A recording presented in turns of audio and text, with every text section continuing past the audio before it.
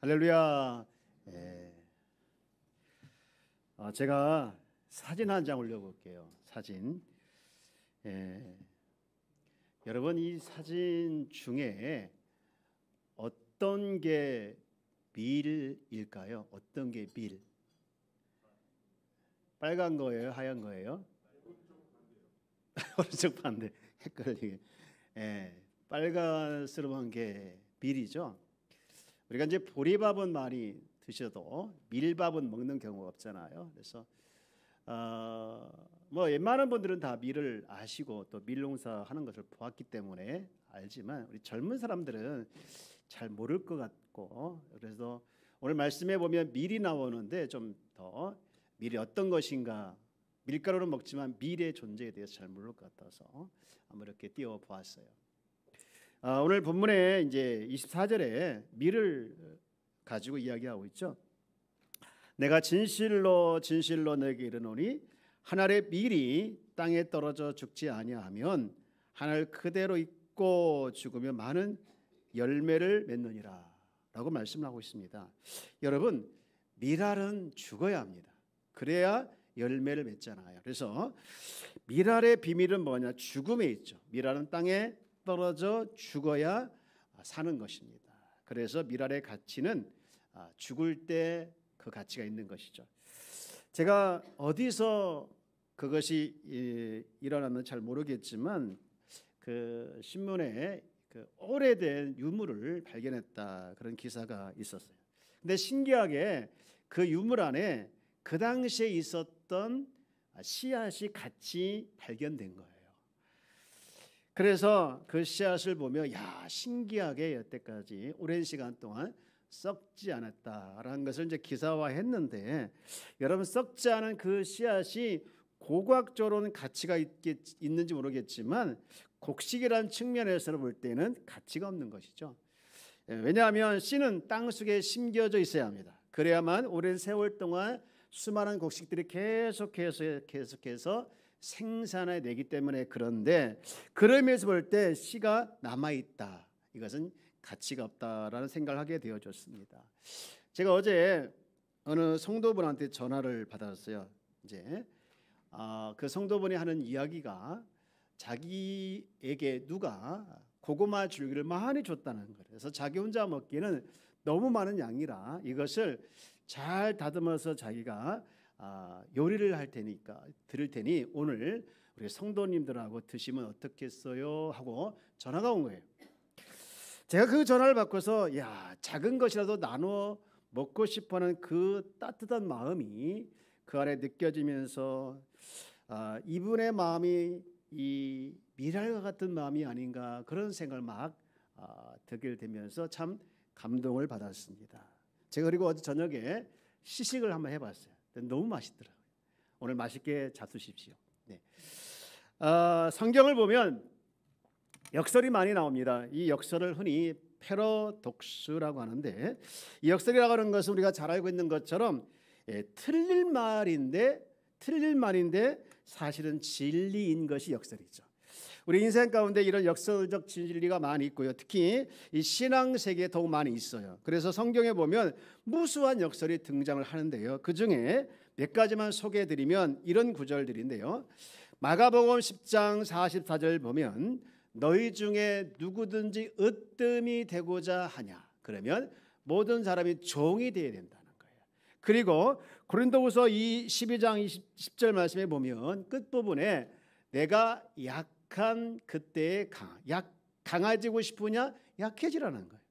그리고 사도행전 20장 35절 말씀에 보면 주는 것이 받는 것보다 복이 있다라는 거예요. 너희가 복 받고 싶으냐, 그러면 복 있는 사람이 되고 싶으냐, 주라는 거예요.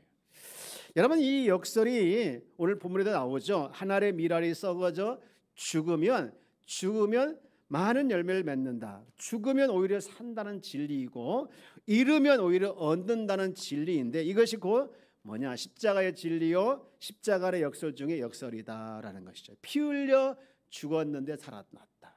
수치를 당하였는데 그게 영광스러워졌다. 오늘 읽은 본문은 예수님께서 이 미랄의 가치를, 미랄의 원리를 말씀을 하시면서 이 미랄이 곧 누구냐, 이 미랄이 땅에 떨어져서 죽어서 많은 열매를 맺는데 이 미랄이 곧 누구의 모습이냐, 본인의 모습이라는 거예요. 십자가의 죽음의 의미를 말하고 있는데, 그러면 왜 예수님께서 이 미랄과 같이 되셔야만 했을까? 그 이유는 오늘 30절 말씀에 나와 있는데요, 이렇게 말씀하고 있죠. 예수께서 대답하여 이르시되 이 소리가 난 것은 나를 위한 것이 아니요 너희를 위한 것이라라는 것이죠. 예수님께서 십자가에 미랄같이 되신 것은 예수님 자신을 위해서가 아니라 바로 저와 여러분들을 위해서라는 것이죠. 오늘 읽은 24절 말씀에 보면은 내가 죽어야 많은 열매를 맺을 수 있다라고 말씀했는데, 누가 열매 맺게 되느냐, 누구를 열매 맺게 되느냐, 바로 저와 여러분을 위해서라는 것이죠. 사실 여러분, 우리가 성경을 통해서 알고 있지만 예수님은 죽음이 얼마나 고통스러운가를 이미 아셨죠. 그리고 그 죽음이 보통 그냥 나이가 많아서 병이 생겨서 죽은 것이 아니라 십자가에서 그냥 생죽음을 당해야 되는 그런 죽음이라는 것을 알고 있기 때문에 그 죽음이 얼마나 고통스러운가를 알고 있어서, 그래서 자기의 고통을 한마디로 이렇게 표현하고 있는데 27절에 이렇게 시작하고 있죠. 지금 내 마음이 괴로우니 무슨 말을 하리요. 본인의 죽음을 앞에 두고 그 죽음이 얼마나 고통스러울 것인가를 알기에 지금 마음이 괴롭다는 것인데, 그래서 기도하며 하나님 아버지여, 나를 구원하여 이때를 면하게 하여 주옵소서. 그러나 내가 이를 위하여 이때 왔나이다 하면서, 이 일은 나를 위해서 온 것이 아니고 이 일은 바로 저와 여러분을 위해서 오셨다라는 것이죠. 여러분, 또 다른 성경에 보면 예수님께서 마지막으로 겟세마네 동산에서 기도하실 때 그 기도하신 모습이 얼마나 간절하고 절박했으면 땀방울이 핏방울이 됐다라고 표현하고 있죠. 땀방울이 핏방울이 될 정도로 그렇게 간절하게 절박하게 기도하시면서 기도하셨는데, 그 기도의 주제가 뭐냐? 주님, 아버지, 저희 십자가 지고 싶지 않아요 했습니다. 3번씩 기도하시면서 마지막 결론 내리는데, 내 뜻대로 하지 않겠습니다. 내가 미랄이 돼야만 많은 사람을 살릴 수 있으니 주님 뜻대로 내가 살겠다라고 결론 내리죠. 여러분, 그러므로 십자가에서 미랄이 되신 것은 결국에는 결국에는 더 좁게 얘기하면 나를 위해서 예수님께서 십자가에 못 박혀 돌아가신 것, 미랄이 되신 것은 나를 위하신 것이다라는 것이죠. 그래서 로마서 5장 17절에 보면은 이런 말씀을 하고 있어요. 한 사람의 범죄로 말미암아 사망이 그 한 사람을 통해서 왕노릇하였은즉 더욱 은혜와 의의 선물을 넘치게 받은 자들은 한 분 예수 그리스도를 통하여 생명 안에서 왕노릇하리로다라고 했죠. 여러분, 예수님의 십자가는요, 예수님 미랄 되신 것은요, 결국 나를 위해서입니다. 저를 한번 따라서 볼까요? 예수님의 십자가의 사건은 나를 위한 사건이다. 여러분, 나를 위한 사건이라는 것을 구약에서 예언하신 거예요. 여러분, 이사야 53장 5절 말씀에 보면 우리가 너무 익숙하게 알고 있는 말씀이지요. 그가 찔림은 우리의 허물 때문이요 그가 상함은 우리의 죄악 때문이라. 그가 징계를 받음으로 우리는 평화를 누리고 그가 채찍에 맞으면 우리는 남을 받았도다. 너무 잘 알고 있는 말씀인데, 여러분, 이 말씀을 내게 다가오기 위해서 한번 실감나게 읽기 위해서 한번 우리라는 부분에 자기 힘을 넣어가지고 한번 다시 읽어볼까요? 시작. 그가 찔림은 양심만의 허물 때문이요 그가 상함은 양심만의 죄악 때문이라.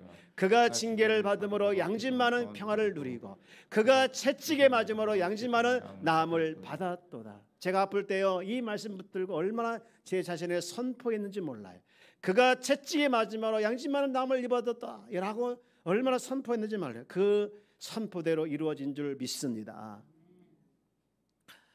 여러분, 예수님은 십자가를 지로 말미암아 우리는 가지고 있는 질병, 불안, 염려, 근심, 걱정에서부터 자유를 얻게 되어지고 특히 저주에서 영원한 생명으로 옮겨진 줄 믿습니다. 저는요, 한 알의 미랄이 땅에 떨어져 죽어서 많은 열매를 맺었다, 이 말씀을 묵상하면서 저는 이 말씀 안에 우리가 회복해야 할 신앙이 있음을 발견하게 됩니다.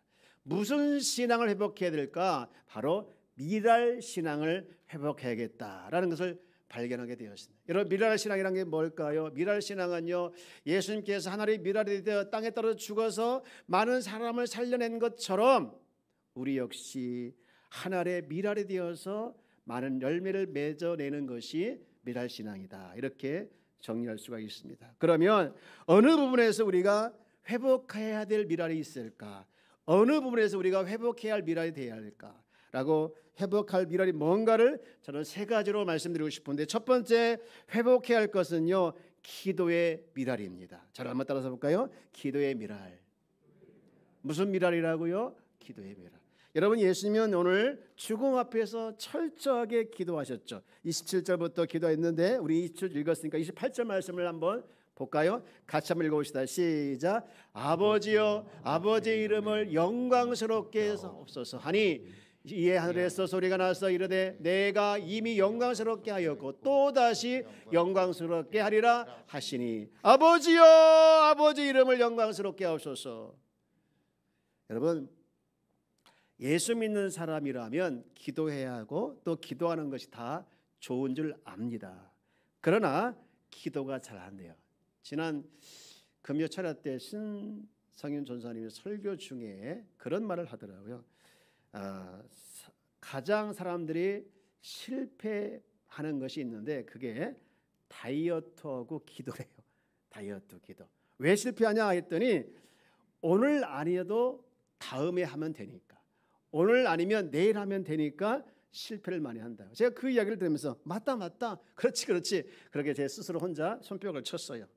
여러분, 사람들이 다이어트 한다고 해서 꼭 하는 말이 있잖아요. 뭐라고 합니까? 오늘까지만 먹고 내일부터 하자.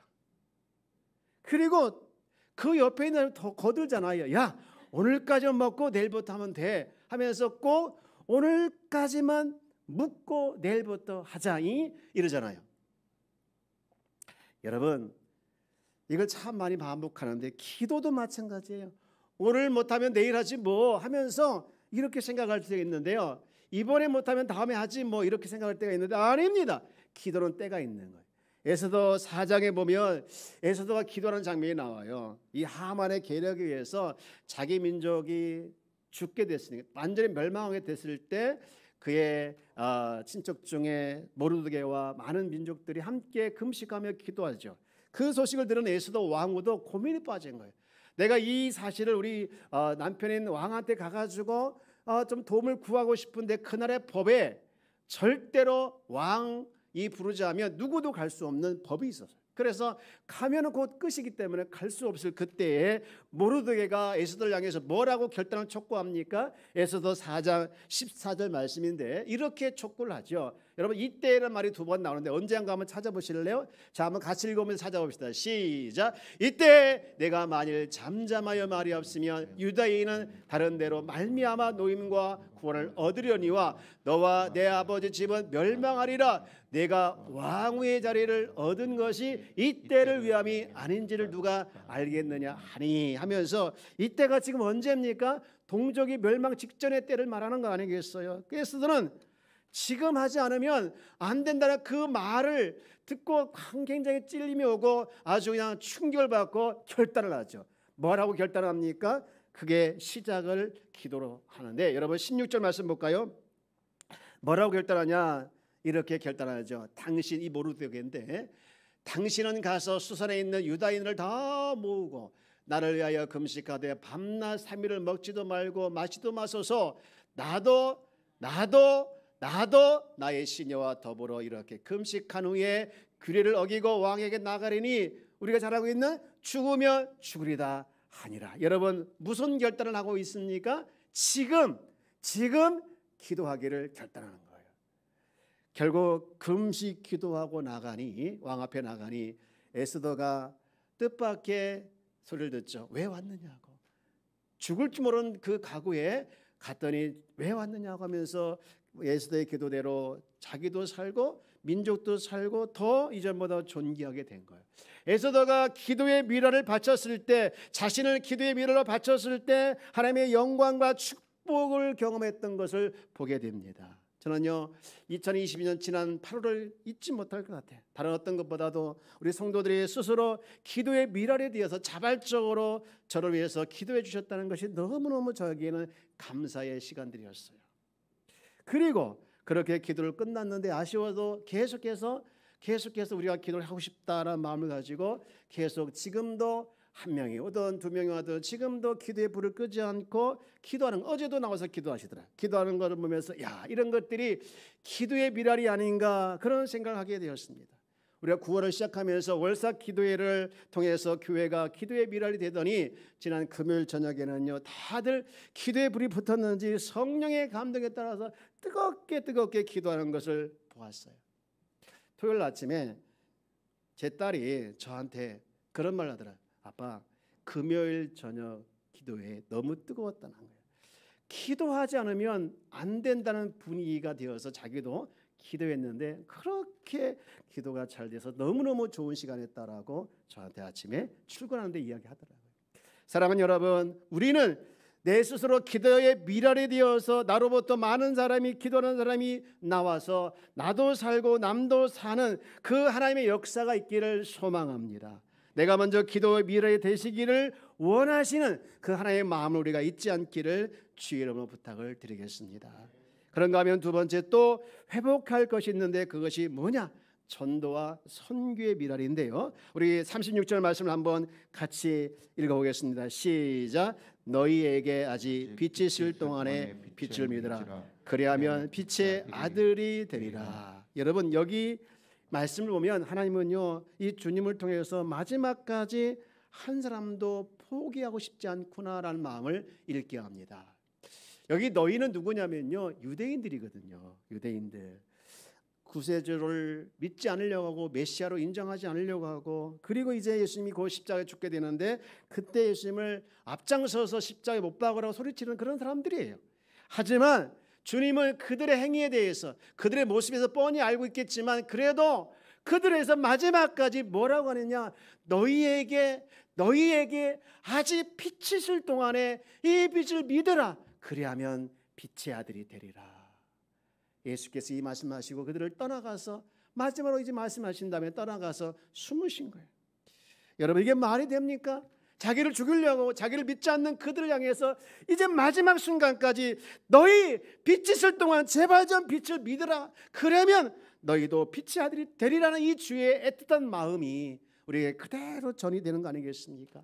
여러분 바울이 예루살렘에 가서 이제 체포되기 직전에 밀레도를 거쳐서 이제 가는데 그때 그가 거기서 고별 설교를 마지막 설교를 하는데 뭐라고 설교한 줄 아십니까? 사도행전 20장 24절 말씀에 보면 이렇게 설교를 해요. 자, 우리 이거 한번 같이 읽어볼까요? 시작. 내가 달려갈 길과 주 예수께 받은 사명 곧 하나님의 은혜의 복음을 증언한 일을 마치려 하면은 나의 생명조차 조금도 귀한 것으로 여기지 아니하노라. 복음 전하는 일에는 내가 생명을 아까워하지 않겠다는 거예요.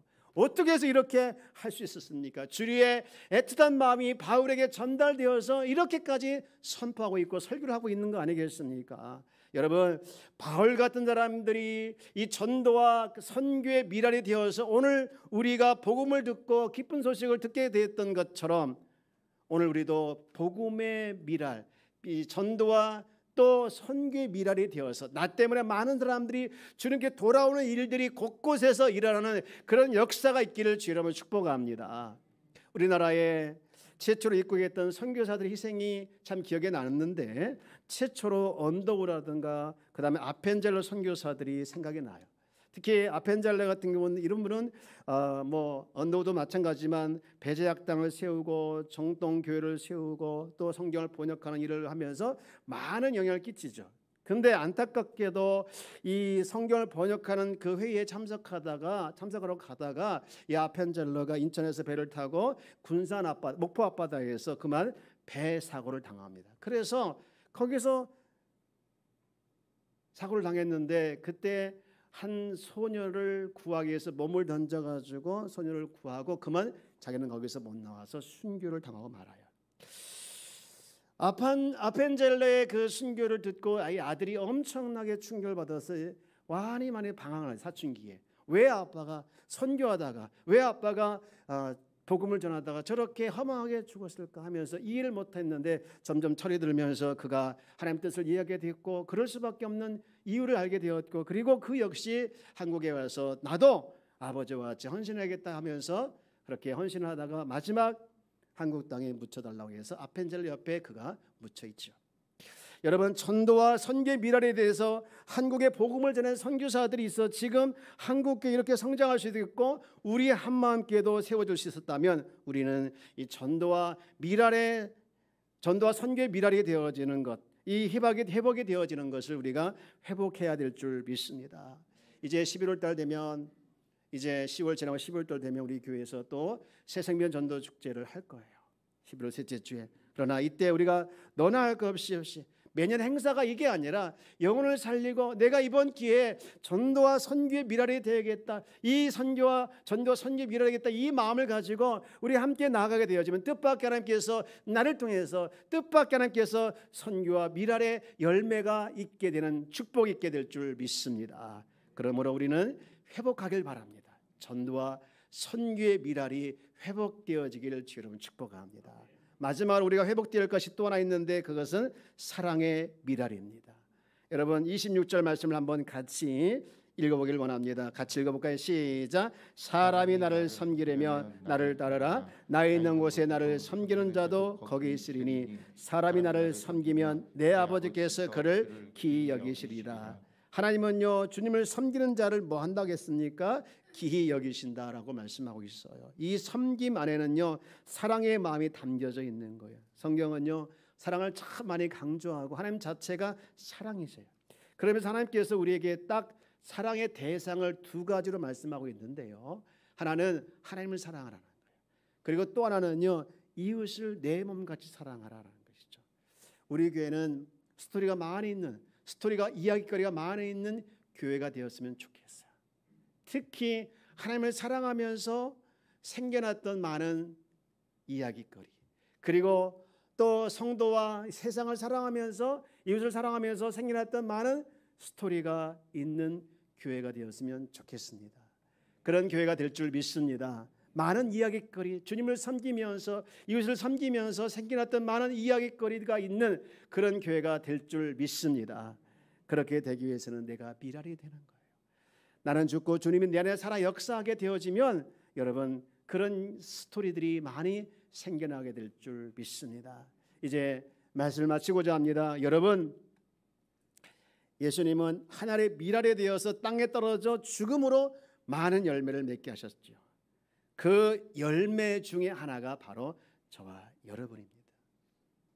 이제 또 우리도 또 다른 열매를 맺기를 주님은 원하시죠.